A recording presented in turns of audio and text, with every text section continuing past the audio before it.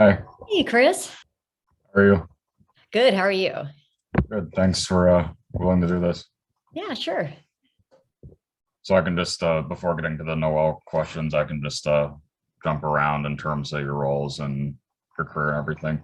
The first thing I was gonna ask is what led up to the first credit that I could see, Muse. Oh, that's probably not even the first. It's IMDb is so weird, like the way they Okay. list things.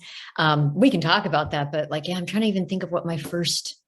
I mean, I'm sure the first thing I ever did was a commercial. Okay. Because where I lived, Portland's like a really big commercial town. So I think the first, in fact, I know the first thing I ever did, I thought I was never going to work again because it went really badly. And so I was like, oh, that's it. I'm going to get fired off this job and I will never get hired again. And Oh. that did not happen. But yeah, I know it was a commercial. So what is the story about that short film? The Muse, Yeah. that was just a short film. I know I'd done other ones before that. There was the 48-hour film festivals happen in different cities. So Yeah. there was a guy that I had done like some 48-hour film work with. And then he had a friend who was in film school and she was making this short film called The Muse.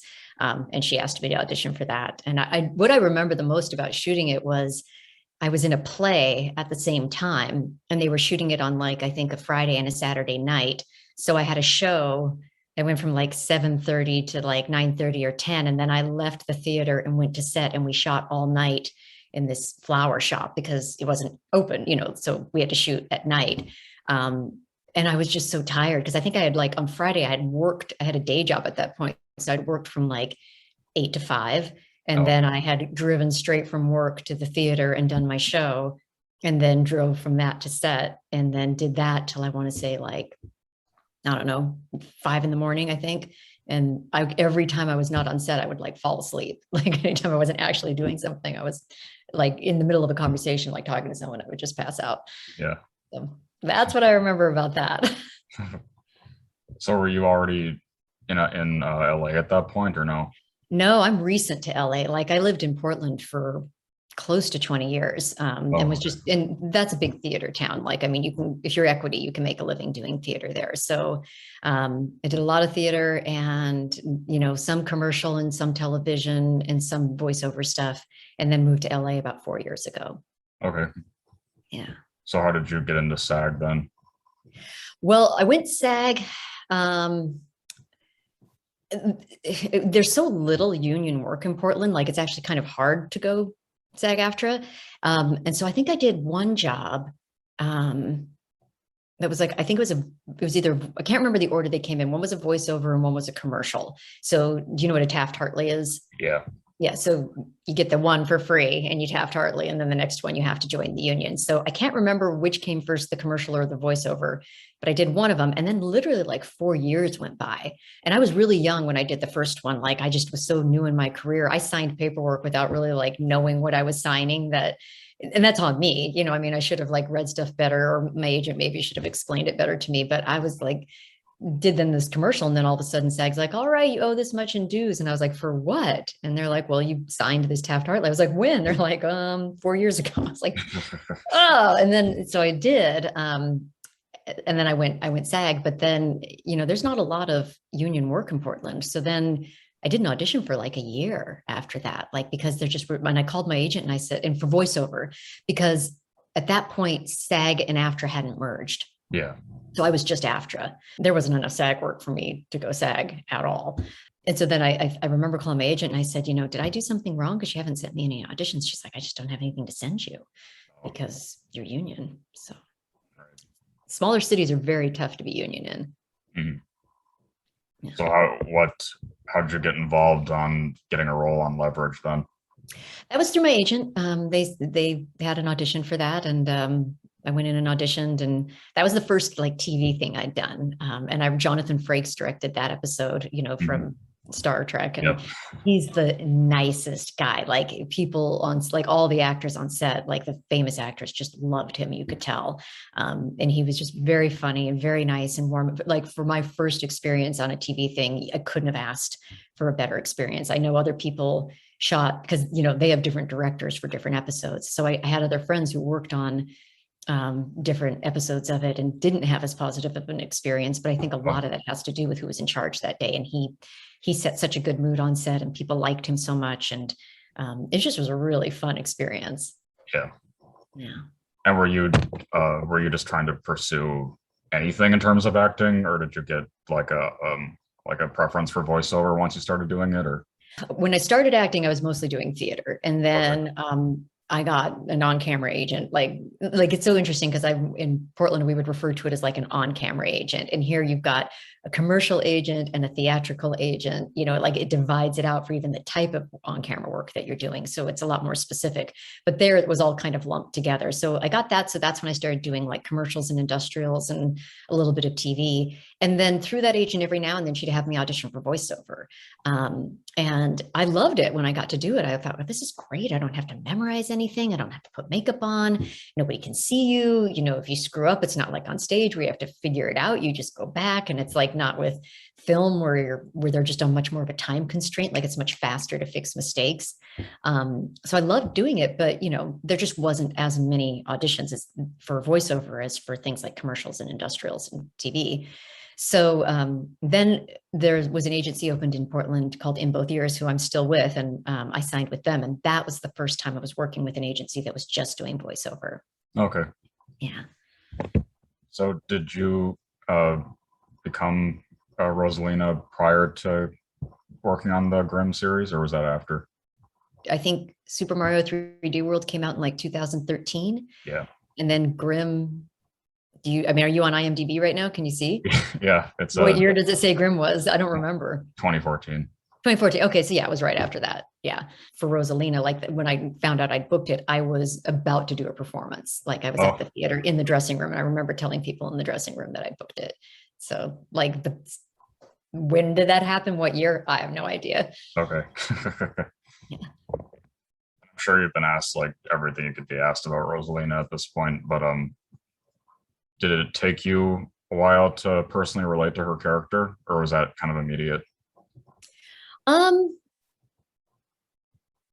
Yeah, no, I'd say immediate. You know what I mean? Like, I think if you're going to voice something and play something, you better figure out a way to connect to it pretty fast, or it's going to affect what you do in your performance. So, Right.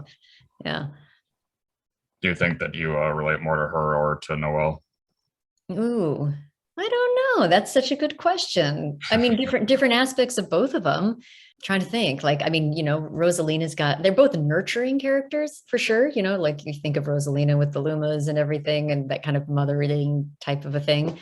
And then Noelle has got that so much, you know, like she wants to take care of people and do everything for them, and you know, leave it all to me and take care of everything right away. And that kind of almost concierge type personality that she has. I guess in some ways they're kind of similar. Right. And I would say, then how does that relate to me? They're both nicer than I am, because I don't mind taking care of people that I care about, but sometimes when I look at capable adults who want me to do stuff for them, I'm like, no, you can do that yourself.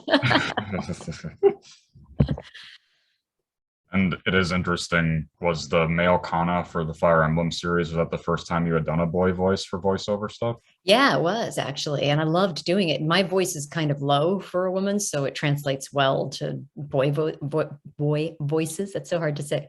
Boy voices. Yeah, that was the first time I'd done that, but that was super fun. I love doing little boy voices.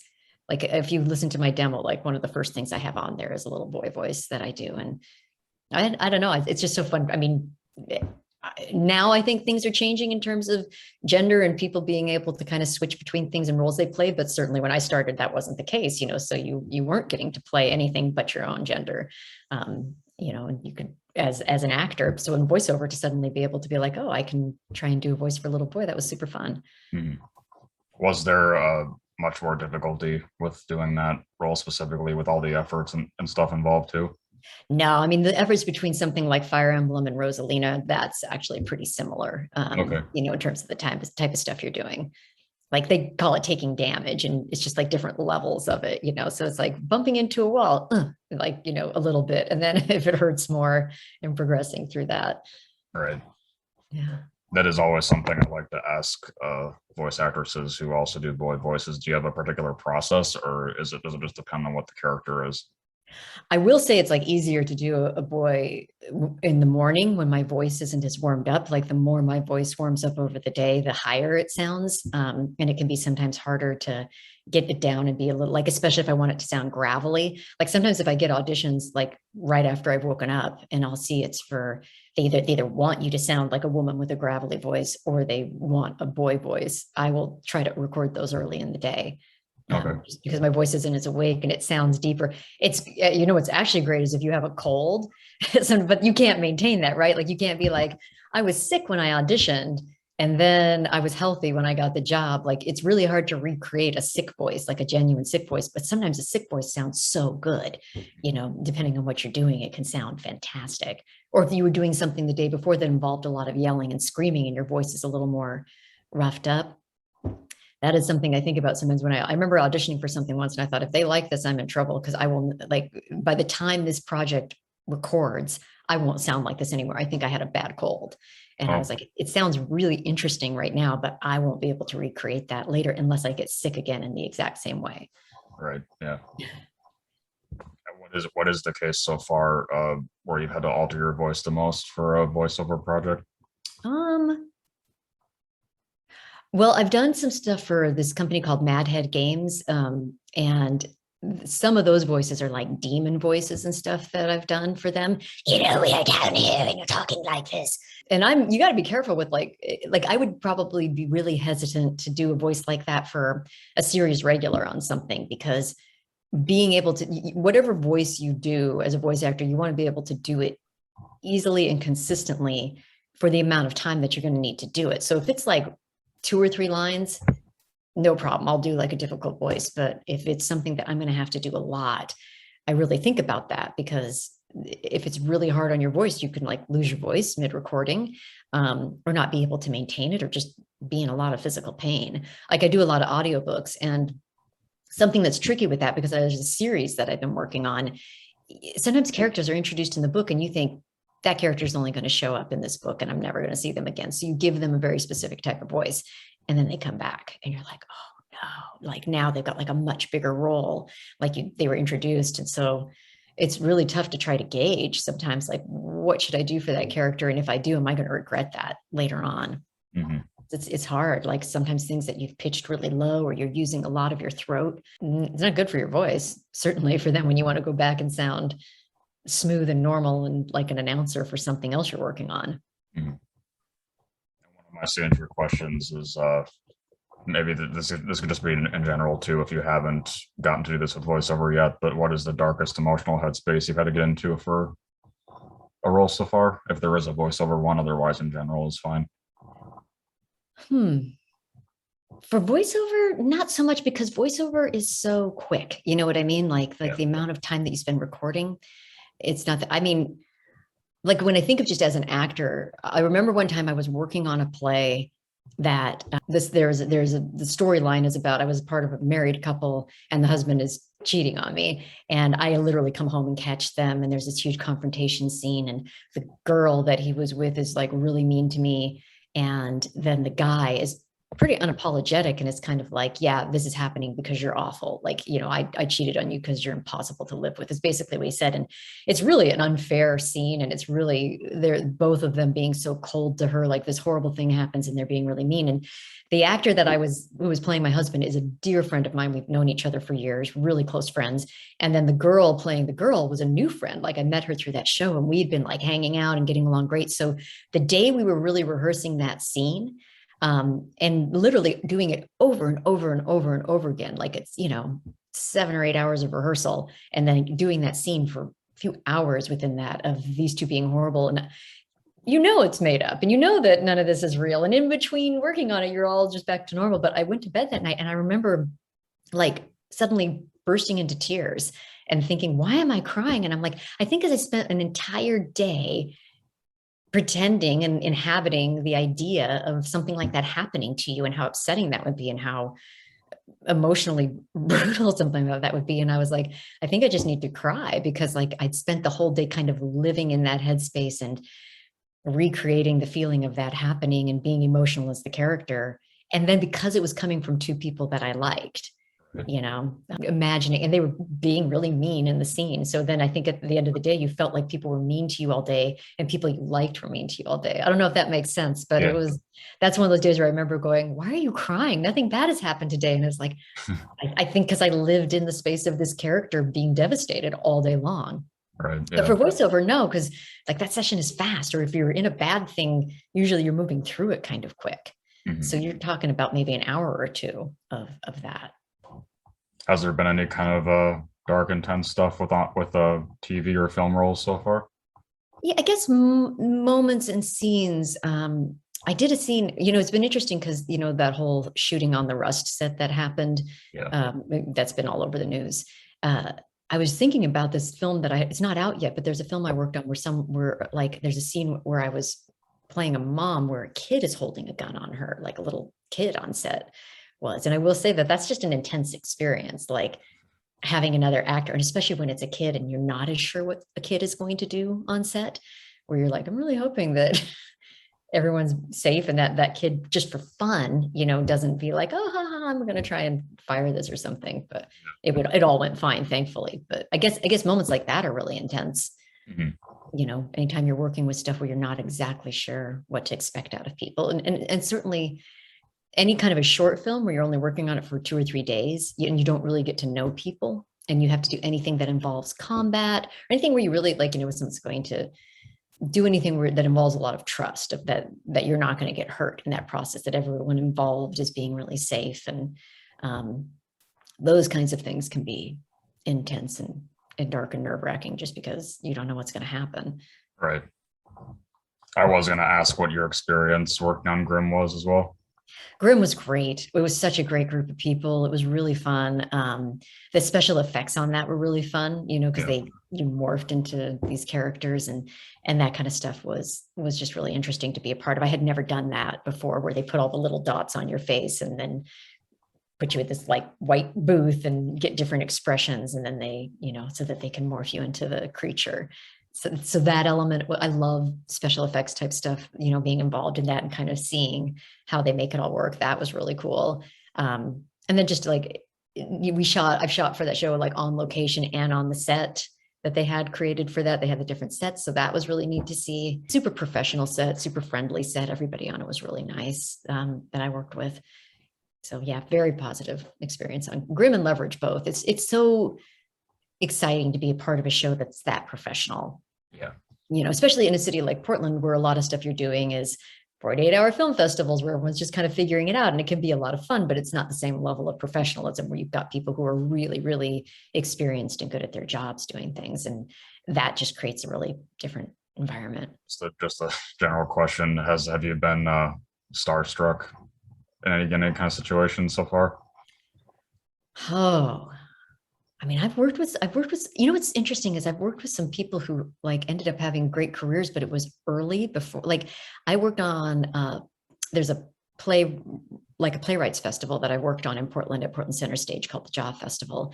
And I worked on this play and there was an actor in it. And I kept like looking at him while we were working on this play. And I was like, you know, you're really familiar. Have I seen you in something? And he was really like, oh no, I mean, I've been in a few things, but he didn't like give me his resume or say, oh, I've been in this show and that show.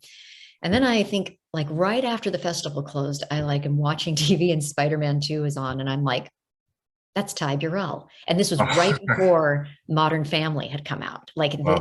when we worked on that play, it was like the summer, that was July of that year. And it was that fall that Modern Family came out. So he had shot Modern Family, but nobody had seen it yet. Like it was nowhere, but he had roles and things. And so sometimes you work with these people who are so, and you know how good they are, like by working with them, you're like, wow, they're so good. They're so talented. And then like a super nice person on top of that. And then later, then you suddenly see their career get big and you're so happy for them. You're like, that could not have happened to a nicer person. All right. You know? I'm trying to think of anyone I was like, it's interesting because I was like an English and theater major when I was in college. And I remember the first time I met Margaret Atwood, I was starstruck, like I could barely talk. Okay. Because I had read like Handmaid's Tale, and then I'd gone and read all her books. And she was giving this talk and then doing a signing, and I'd brought my books for her to sign, and I just like was squeaking out words. Like I was so like nervous, and she was super nice, but she's so intelligent, and I loved her work so much. Like that's one of the most starstruck moments I was meeting her, where I was just kind of like, oh, I don't even know what to say right now. And it is funny because I will say I'm bad at recognizing people. Like people are like, oh, do you see celebrities? I'm like, never. And then I'm like, maybe, because I actually, right after I moved down here, a friend of mine who was directing a movie up in Portland was doing the reading of it down here. And there were some people who he had cast in Portland, but they needed to do a table read down here. So he said, well, you read in for a couple of the roles just for the reading. Like I wasn't in the movie because they was shooting up there. And I was like, yeah. So I went to this reading, and we did the reading, and people introduced themselves, but I think people just mostly said their first name, like, they didn't give their resume. They just said, hey, I'm so-and-so, and I'm reading this role.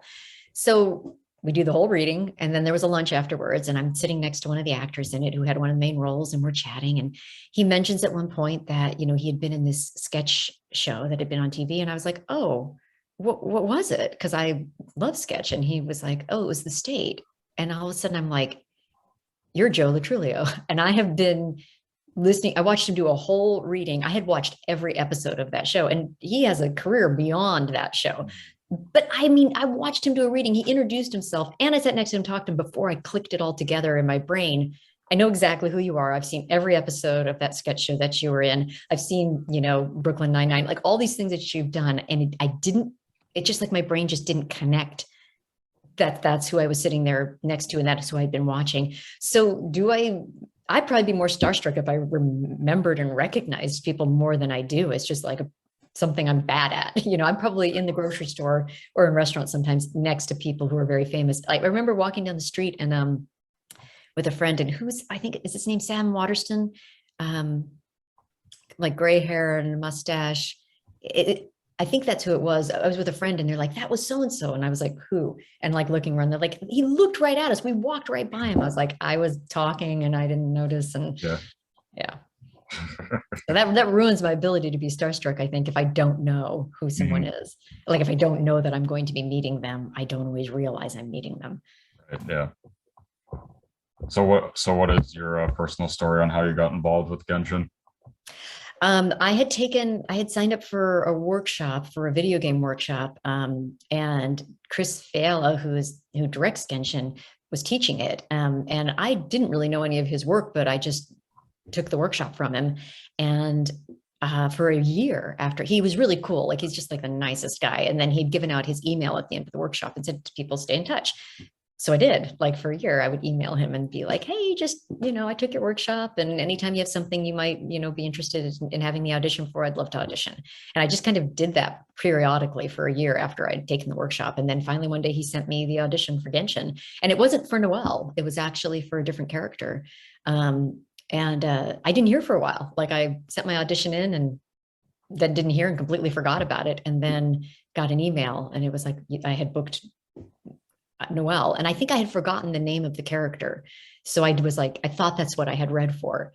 And then when I went in, I suddenly was like, oh, I think I had looked it up in between. And then they were like, okay, you're Noelle. And I was like, what does she sound like? Because I didn't audition for that. And they're like, oh, we'll talk about that. And your voice is right for this from your audition. This is what we're looking for in this role. But yeah, I was confused when I got there.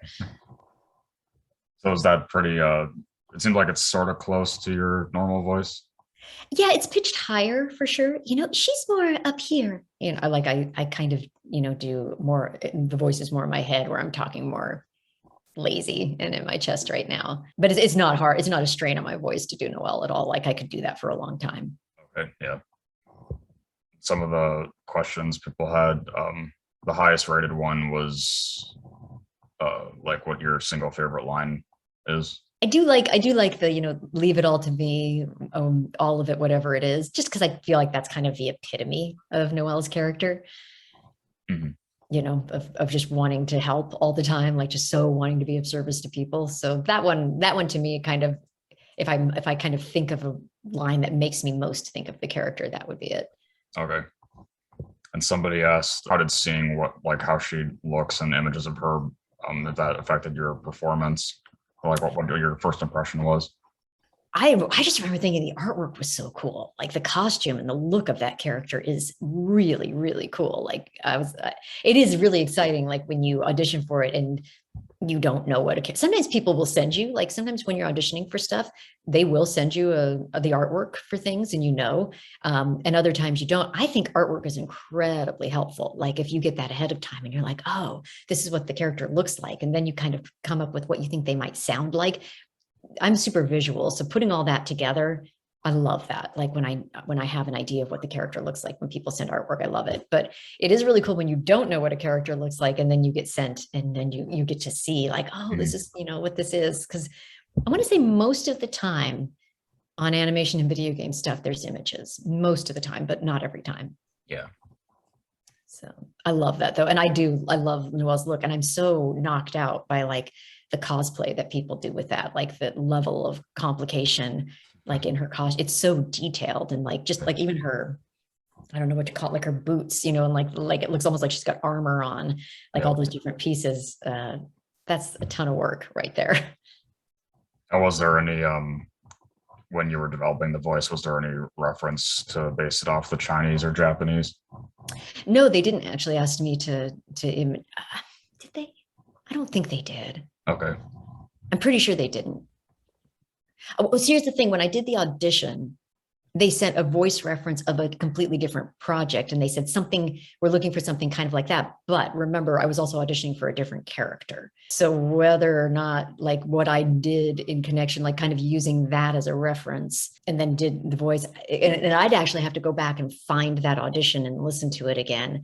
But it wasn't like a breakdown of, like a lot of times if you're auditioning for a character, they'll have like a description of the character's personality and different traits, and then the image, and that's how you're building that voice. And I don't think I had any of that for Genshin. I think I just they had sent me this clip of a different type of character, a character from a different project, and said, we're kind of looking at something like this. And I did that. But then when I came in, the whole first part of that first session was figuring out what she should sound like together, like kind of like really honing the voice, and trying to make it really specific and consistent. That's the biggest thing, is being consistent. Mm-hmm. Well, because it is interesting, because several comments said that in comparison to the Japanese voice and Chinese voice is that she seems more younger and inexperienced, but then in the English voice, she's way more confident. Yeah, I mean, I'm sure that it's hard to say just because when you're talking about totally different languages that have different sounds and the way things sound in that, but this was what, like, that the choice of those, that's the thing that's interesting to me sometimes when people like don't like a voice that someone is doing and they act like you went in and strong-armed the production team. Like you went in and said, hey, right, Genshin or whatever, like, this is what I'm going to do and you all are going to like it. Where if you were doing something they didn't like, or the way you sound might be very specific to something you were directed to do. Like if they don't like it, they tell you, where they're like, no, we need to re-record that, or no, we need to pitch it higher or lower or younger or older. So where it's living for the English version was a collaboration between things that I was trying and direction I was getting, to make it live where it does. Somebody asked would you like to see Noelle become a knight? Oh gosh, I mean, I would, but at the same time, like so much of her character is about the striving. So I don't know, like that's interesting. Like, you want her to reach her goal, but she wouldn't be a maid anymore, right? Like that would change. So I don't know, that would change her storyline a lot if that happened. Yeah. There's a similar question as what do you hope to see in terms of her like lore and character arc? No, if I have anything specific in mind. I'm always so interested in what, when I show up and then I get to see, what they've created. Like that's actually really exciting, to kind of go in and see where they've taken the character. And it's such a huge cast, you know what I mean? There's such a huge cast of characters in that game. So like what they decide and how they decided, I'm sure it's all connected, to this much bigger story that they're telling, and then how she fits into that. Right. So I don't have a real strong agenda towards that of like, this is what I think and want and hope that she should and do be. Although, I mean, I do like that she's she's working so hard and she's so determined to become a knight and like that's her thing. But when that is that big of a defining part of it, yeah, you're right. It would change a lot if she got it. Mm-hmm. Several people said they didn't have questions, but that they just switched the voice to English specifically for her voice. Oh, that's nice. I'm glad they like it. I love doing it. I mean, it really is one of my favorite things to go do. Like whenever I get the call like that, they need me to come in and record stuff. I'm always super excited about that. Mm-hmm. Yeah. I know you said that you recently just started to try to play the game. I'm terrible at it. I really am pretty bad at it because it doesn't really, it's not like, certain games where it's obvious what you should do. The first time I played, I ran around on that beach forever where I was just like, what am I supposed to do in this game? Like that. And then I suddenly noticed the compass and went, oh, maybe I should follow that. And that will, take me to some stuff. So the only character I think I've unlocked is Amber. Like that's how new into it. I've gone and I've played, but if you don't play a game consistently, you don't get good at it. Yeah. And part of the problem is those games take up a lot of time. And if you've got other stuff you're supposed to be working on, and because I'm like on a given day, doing a lot of work, like actual work that I'm getting paid to do, but then you're always auditioning, being an actor, you're never just like sitting back going, I had a job today, done. It's like, yeah, I have a job today and now I need to line up next week and next month and things down the line. So you're constantly, auditioning for things. Like that's just part of the thing. Like while you're working on, like I know more actors who are like on set and doing self-tapes in their trailer, for the next job, because when that one's done, they want another paycheck. So it's hard to find the time to play the games. And I have had to set limits for myself around doing things like non-work things during the day. Like I don't turn my TV on until it's night. Because if I did, I would just like suck into that and be watching TV all day and getting nothing done. And, as an actor, you're your boss. So you have to be your boss and you have to be like, all right, sometimes I'll be like, all right, it's 10 o'clock. I'm not allowed to do anything but work on stuff and answer emails and audition till 3. Like you just have to kind of sometimes set boundaries around that and say, during this period of time, I've got to be moving all my projects forward in some way, whatever it is. If I'm learning lines, if I'm recording an audition, if I'm, writing to an agent, looking into something totally new that I haven't done before and trying to like, figure that thing out. That's my day. Mm-hmm. So did you, how long did it take you to become friends with the rest of the cast? With Genshin? Yeah. Genshin, that I didn't know anybody for a while. And then one day I was home, it was like on a weekend, and Chris, the director, called and he said, hey, we're having this kind of impromptu Genshin picnic. Do you want to come? And it was not very far from me. And I was like, yes, I want to go. And it was one of the most welcoming, warm group of people. And I like met so many of those actors like in that one day. And then there's like a Genshin kind of like chat room thing that then I became a part of. So, going on, and people have just been, they're so helpful. Like people who, I'm just starting to get into doing signings. Like I'm doing my first signing on Streamily on the 21st. And I had no idea where to even start with that. Like, you've got to find an artist and get commission artwork and order prints. And like everything I was doing brought up like 50 questions. Yep. And that group of people was so nice about like, anytime I went on and it was like, what should I do about this? Like a bunch of them would come on and say, well, here's what I did. And this is a piece of advice, and talk to this person. And, this is, here's some artist reference that we've used. And, these are good people and they're reliable. And it was such a relief to have the support of those actors, and they're just the nicest people. And then, I've done a couple playthroughs on like Noelle's because I'm bad at it myself. But I went on and did like a playthrough on like Discord or something like that, or Twitch. I can't remember which, with the director did one. And then, Zach. Yeah. Like, and he was great. And that was the first time I'd met him. And then I met him in person at the picnic. So I met him, when I did the playthrough. He invited me to do that. And then, met everyone else and him in person later. Mm-hmm. Yeah, that's, I mean, having done a few other people already, it's more inviting and like more engaging with fans than a lot of other fandoms that I've seen. Yeah, it's so funny because I just met Samantha Kelly, who does the voice of Princess Peach. Like I've been Rosalina since 2013, and I just met her last week. Like that's the first time I'd ever met her. Right. And it's not because they're not friendly. It just was like, it just wasn't the same level of like the Genshin cast, like getting together for a picnic in the Yeah. park. Right. That's, I just never had that. And it just was so great to meet them because as a voiceover artist, you work alone a lot. You're by yourself recording things most of the time. It's like some casts record as a group, but there's another project I work on called The Sojourn. And that's like an audio drama. And some of those we've done like our read throughs, like we've done like Zoom read throughs for that. And that was great because that's when you actually got to, meet people. And then one of the actors, who Ben Pendergrast is? He's great. And he actually lives not that far from me. And so we actually, one of the next times we did a recording because our characters like, have a lot of scene work together. We went and recorded at his house together. And that was super fun, because then it's more like you're playing a scene because you're both like right there. Mm-hmm. But most of the time you're recording by yourself. So it's easy to feel isolated and all that. Somebody just asked if there's been any like bad or funny work from home, like recording from home stories. The one that I can think of, I might have told this story before on something else, so I apologize if it's a repeat. Right before I moved to LA, like I didn't want to get an apartment, a new place to live there. Like I had sold my house and I was like getting ready to move down here. But there was like just this brief period of time where I needed a place to stay, but I didn't want to like sign a lease anywhere. So I rented a room in this woman's house. Like she had kind of like a basement apartment to her house. So I had kind of like my own space, I had like a living room and a bedroom and bathroom and all that. That was just where I was.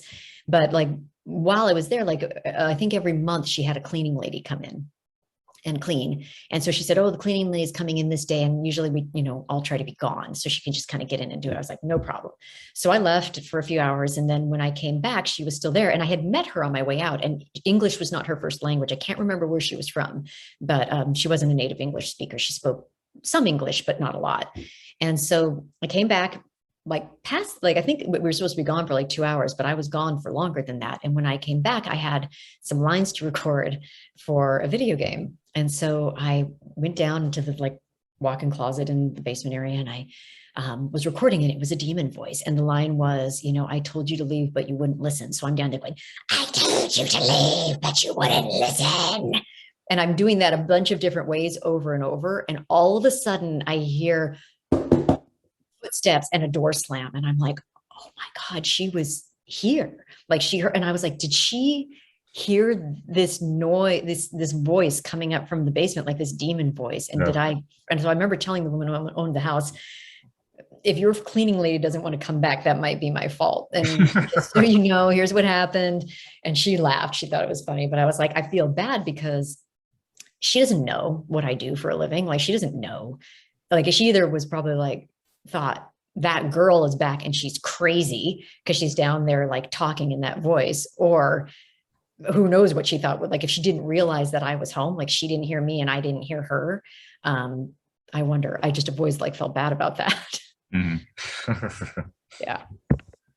It's sort of on that same topic.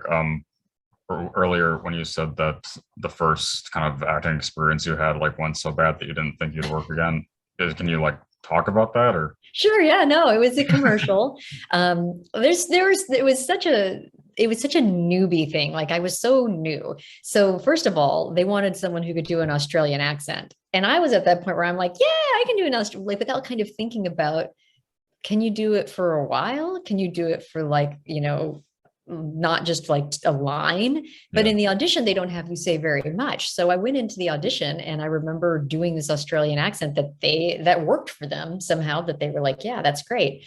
But I don't have any training in doing an Australian accent. It was just, I was kind of like, I think, like a lot of times voiceover actors will get into a line by pulling a line from something with the dialect. So I think I was going Foster's beer, like that Foster's beer commercial. Like I was just kind of imitating that. And then went in and did this audition, booked the job, and it was an industrial. It wasn't a commercial. It was an industrial. So it was going to be shown in-house somewhere, and it was a bunch of tech speak. So it was all about like all these different computer programs and interfaces and whatever. So a bunch of tech speak, and I just didn't learn the lines enough. Like I vaguely knew them, but I didn't know them. And in a job like that, you better know the lines really, really well, or you're never going to get through it. So I didn't know them well enough going in. totally new actor, my fault, terrible mistake, which is weird because I'm a theater actor and I'm used to learning lines. I'm good at learning them. But I think I just had this image in my head because it was so complicated and like it was such garbledy, like tech jargon. I thought they're going to have like a teleprompter or something, right? Like in my mind, I think that's what I thought. And no, most definitely they didn't. So it was like, no, you had to just know it. So I'm like, and then when I got there, they had changed the script a little bit. So if I had known it going in, I could have memorized the changes in the makeup chair.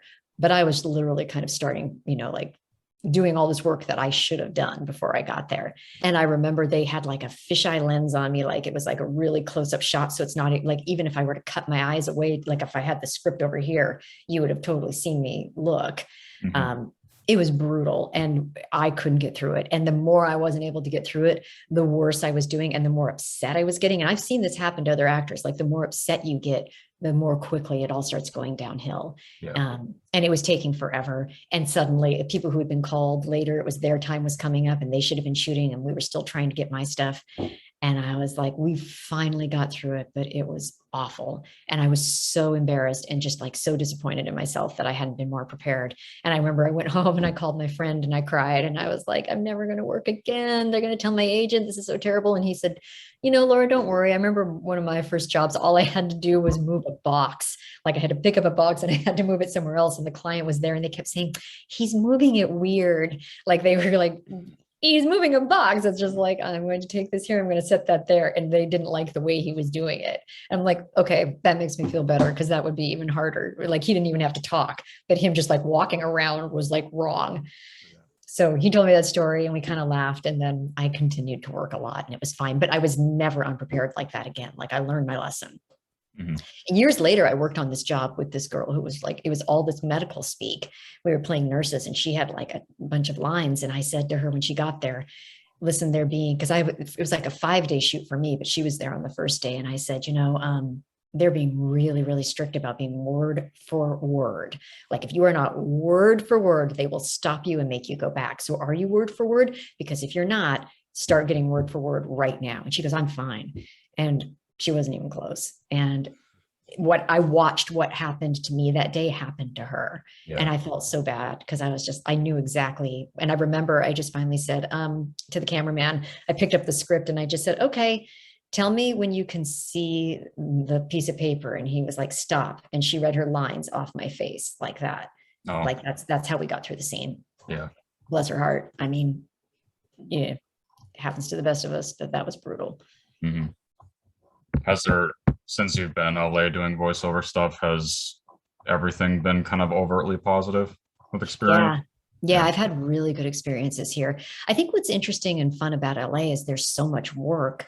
Like when you're living in a smaller market, sometimes it's tough because if you don't get something, you're like, well, when's my next job gonna, you get more anxious about not getting things. And here I audition for so many, I have 5 voiceover auditions just today, where sometimes that would be in a month, like in a smaller market, like you might be like, I had 5 auditions this month. Can you believe that? Where today it's like, yeah, I'm just doing that today. So you forget about stuff. Like if there's plenty of jobs where people call you and tell you booked it and you just go and you have to go and like look it up and try to remember what that was. Like, which thing was that? Like, I don't even remember what that was. So the amount of work here makes it really fun. And then I've worked with just really like great people. Like every voiceover thing I've worked on has been a great experience.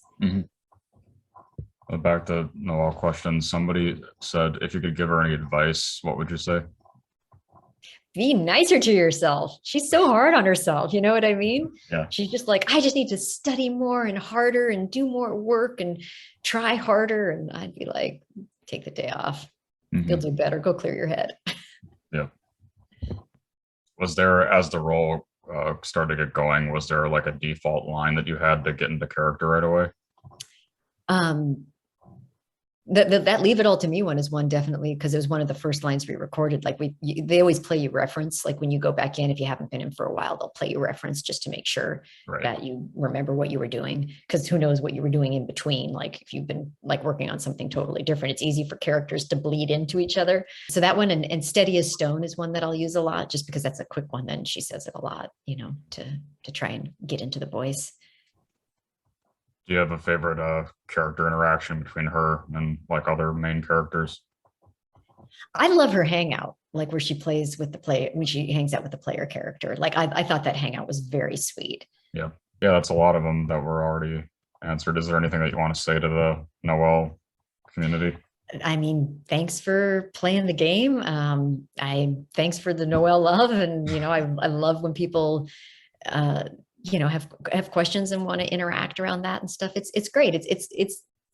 It's super rewarding to be a part of a project that people are enjoying that much. When you like realize that people really like it and are excited about the characters and excited about the game and being involved in it, that's gravy, right? I mean, like getting to do it and that you get paid to do that, that's all fantastic. But then when you find out that there's like a following for it and people that are really excited about it, yeah, like getting ready to do this signing has been really fun, and people putting, like the specific things they want signed on their print and stuff. I'm super excited to work on that and to do that and to interact with them in that way. It's new for me. Like I haven't done that before. It's my first one. But I'm looking forward to it. In terms of voiceover stuff or on camera, is there any upcoming things that you can safely talk about? At the moment, I mean, there's some things I'm working on, but nothing. Yeah, like that's the thing. Social media kind of ruined that in a big way. Like if something is not already out, it's really hard to know what you can and can't talk about. And I know that a lot of people have, like, there's a place I go do recording where I have to lock my phone up in this wall safe before I'm allowed to go into the booth. Oh, Like if the engineer comes to get you and they're like, okay, you lock your, and it's got chargers in it and stuff, but it is literally like a phone wall safe. And it's like you would put your phone in the safe in a hotel room where yeah. you put it in and you create a code and then you go record. So you don't have your phone the whole time you're in there working on things, because I think here's what it is. It's like people will take like the most innocent of pictures, and fans are so clever and Yep. so smart. They figure it out where you're like, how is that even possible? Like, how would you even know that that's where I was? And that's what I was working on. And it's from like a timestamp on a picture. They can figure it out. That's terrifying. Yep. Like in terms of you and your NDA, like that makes everyone super, super paranoid. So most places are like absolutely no phone in the booth, or no pic. You can have your phone in there, but you're not allowed to take a picture of anything and post it. And if they do, they'll fire you. Like that's in violation of your agreement with them. And so that, and I know a lot of scripts that I've auditioned with aren't even the real scripts for things. Like they won't send you the real script because people sometimes who don't get the job will then put that information out there, or unwittingly put it out there, or throw it in their trash and not shred it, and someone will pick it up or accidentally forward it to some. I mean, there's so many ways that information gets out that people who are trying to keep any level of confidentiality have had to put a lot of extreme measures into place. And it's again just because people are so smart. I don't even know how they do it. I am bewildered sometimes by how people were able to figure certain things out. So unfortunately, I've become like really hesitant to talk about stuff that's coming up or stuff that I'm working on that's not already been announced in some way. Okay. Well, the way that I end every interview I do is asking, what do you want your legacy to be? Oh gosh. I'd love to like have like kind of a goal for me, like something I really would hope would be like a series regular on an animated show of some kind. I'd love to have something like that as a part of my legacy, is that, you created this character and were an ongoing part of a show. In some way, that would be great. One or more, as many as possible. Be a part of like a really well-written, fun, interesting, innovative project. I love being part of things that are new. Like whenever I get sides for something and I'm like, oh, I haven't seen this before. Like this is a really clever idea, or this script is really funny or really well written. That's so exciting to think, gosh, I could be a part of that. Like I could go work on that show. That would be great. All right. Yeah. Well, thanks. I'm glad that we got to do this. Yeah, me too. Thank you. It was really nice to meet you, and bye to everybody listening. Yeah. Thank you. Okay. Bye. Bye.